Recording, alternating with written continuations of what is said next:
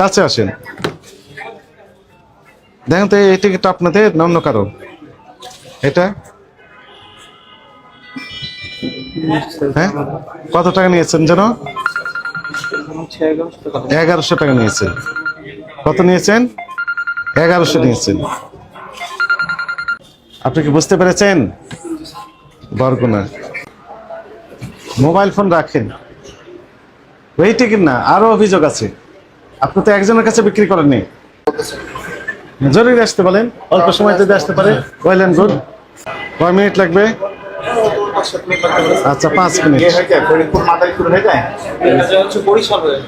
বরিশালে Dhaka two Barguna BRTA কর্তৃক নির্ধারিত ভাড়া 897। আপনি নিয়েছেন কত? 1100 টাকা। এরকম আরো নিচ্ছে? হ্যাঁ, সবার কাছ থেকে তাই নিয়েছে। একজনের কাছ থেকে নেয় কেন ভাই? পাটুরিয়া দিয়ে যায়, পাটুরিয়া, ফরিদপুর, মাদারীপুর, বরিশাল, পটুয়া থাকে। পদ্মা দিয়ে যায়, পদ্মা দিয়ে। রুট নাম্বার হলো 217। আচ্ছা আচ্ছা, হ্যাঁ না বলেন কি, থামান থামান। আমি ওনাদেরকে জিজ্ঞেস করেছিলাম যে ভাড়া কত বলছে 500। আমি বলছি আর 900 নিচ্ছেন কেন? বলছে কি লাস্ট স্টপেজের ভাড়া দেওয়া হচ্ছে। আমি যাবো চন্দ্রদ্বীপুলিয়া, কিন্তু উনি খুলনার পরেও যে স্টপেজ আছে ওই স্টপেজের ভাড়া। থামান থামান, আপনি এখানে লিখে দিয়েছি কোথায়? শ্যামনগর তো সাতক্ষীরায়। হ্যাঁ, সাতক্ষীরা যাবেন কেন? আপনি কি চন্দ্রদ্বীপুলিয়া? আমি চন্দ্রদ্বীপ তাহলে গোপালগঞ্জের আগে, গোপালগঞ্জের আপনার শেষের ভাড়া নিচ্ছে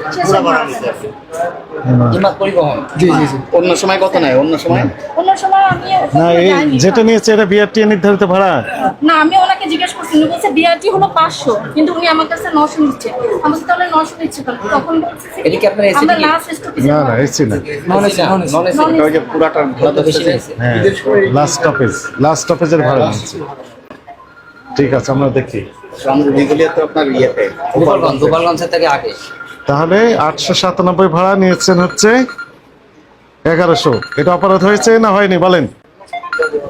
অপরাধ হয়েছে। কত লেখেন নাম? এখানে তো মানে মেইন যে উনি হচ্ছে টিকিট মেইন, উনি আলাদা, উনি আসতেছেন। আসতেছেন? আচ্ছা আসুন। কত দূর? কত দূর? তো আসতেছেন। কত সময় লাগবে আর? দেখেন, আপনি আসছেন তো, আপনি এখানে আছেন কেন? আপনি উনি এরপর আসেন। চুপ করে দাঁড়িয়ে আছেন দেখেন কেন? তো এটা হলো। ওদিক দিয়ে ঢোকেন, ওদিক দিয়ে ঢুকে আসেন। ঢুকেন, এরপর দিয়ে ঢুকেন, যান। চুপচাপ দাঁড়িয়ে আছেন কেন?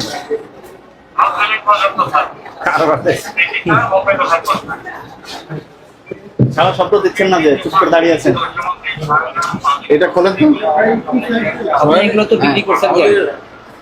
এত দামে কতগুলো বিক্রি করছেন? 1100 আমাদের কুয়াকাটার গাড়িতে আমরা ডাইরেক্ট কুয়াকাটা পর্যন্ত যে আমাদের গাড়িটা যায়, হ্যাঁ, এটা আমাদের 1050 টাকা রেট, আমরা 50 টাকা। লিখে দিয়েছেন টিকিটের গায়ে কি বলেন তো? না, লিখে দিয়েছেন কি? বরগুনা। বরগুনা। এটা তাহলে মিষ্টি হতে মিস্টেক হয়ে গেছে, আর আইনের ভাষায় মিস্টেক হচ্ছে এখানে, আইনের ভাষায় অপরাধ। দেখেন আপনাকে দেখাই, দেখেন তো কি লেখা আছে? বরগুনা লেখা আছে না? বরগুনা লেখা আছে। জি, বরগুনা লেখা আছে। কত টাকা নিয়েছেন লেখা আছে? 1100 টাকা। 1100 টাকা।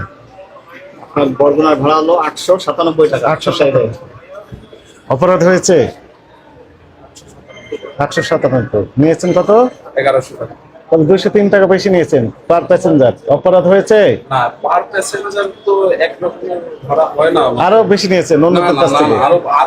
আরো বেশি দিয়ে টিকিট কাটবে। আমাদের ম্যাক্সিমাম যাত্রী তো রেগুলার যাত্রী, তারা সবসময় আমাদের গাড়িতে যাতায়াত করে। এই জন্য বেশি নেন সবসময়। না, সবসময় বেশি কেন দিব? আমাদের এখান থেকে ঈদের আগে কত নিতেন? 800 টাকা। এখন 1100 করলেন কেন? এখন আমাদের গাড়ি তো এদিক থেকে শুধু যাচ্ছে, ওদিক থেকে কোনো যাত্রী আসতেছে না। এই জন্য বেশি নিচ্ছেন। এক সাইড যাত্রী হইতেছে। এক সাইড যাত্রী হইতেছে। জি।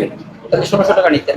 না, 1600 টাকা কেন নিব? 1600 টাকা বললেই কি এক দিবে সাইড যেহেতু যাত্রী? আপনি যেতে এক সাইড নিচ্ছেন। যাত্রী তো আর 1600 টাকা ভাড়া দিবে যাত্রী না। তো বিপদে পড়ে গেছে। 16,000 বললেও যাত্রী তিনি তো যাবেন, যেতে হবে। যাত্রী বিপদে পড়ে যায়। গাড়ি তো আরো হাজার হাজার গাড়ি। ওই যে আরেকজন মহিলা করতেছেন দেখলাম। সারা বছরই ব্যবসা করেন না? জি, করি। তাহলে সবসময় লাভে দিয়ে আবার ফেরত আসার সময় তো ওদিক থেকে ভর্তি হয়ে আসবে ঈদের পরে। এখন তো এভাবে তো ব্যালেন্স করতে হয়, এবং আইনে এরকম কোনো আলাদা করে বলা নেই যে আপনার এক সাইড থেকে ফাঁকা আসলে আপনি আরেক সাইডে দাম ভাড়া বেশি নিতে পারবেন। আর এই যে ওখানে যে ভাড়া লিখছেন, ওখানে তো ওই যে বরগুনার ভাড়া লেখা নাই দেখা যাচ্ছে। বরগুনা লেখা নেই। মাদারীপুর, কালকিনি। এটা সার্বিক পরিবহনের ভাড়া স্যার। আপনাদের ইয়ে কোথায়? আপনার তালিকা কোথায়? ইমরান ট্রাভেলস। আমাদের মূল্য তালিকাটা আসলে আরেকটি অপরাধ, এটি আরেকটি অপরাধ করেছেন। এই যে মূল্য তালিকা দেননি, এইটি আরেকটি অপরাধ হয়ে গেছে। একটু নিয়েছেন বেশি, জানাবে। জানা নাই, এই এটা জানা নেই আরেকটি অপরাধ। ঠিক আছে। নাই, আসলে আমাদের মেইন কাউন্টার হলো